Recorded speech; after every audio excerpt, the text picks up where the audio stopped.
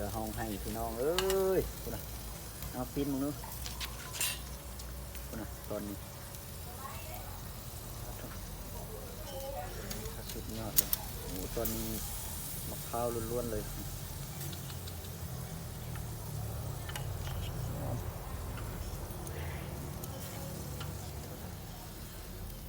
ตัวได้ซุปเต้าอ้อเลยแหละ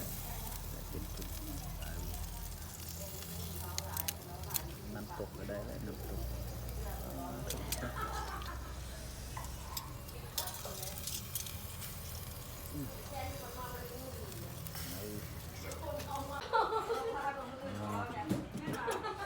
เน้นๆเลยตอนนี้เอาซอย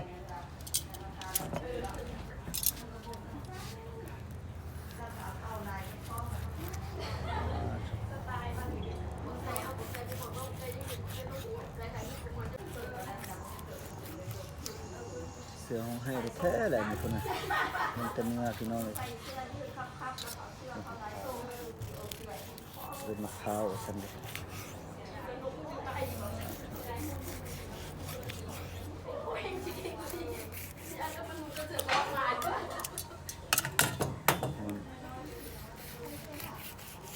ย่ำเป็นกรึบๆเลย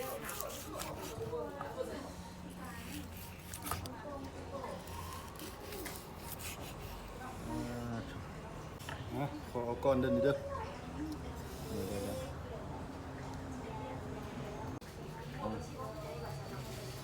ผู้ซอยเอาก่อนมาสั่นคนว่าทุกเจียวเพียกันเลยสดเอาเลย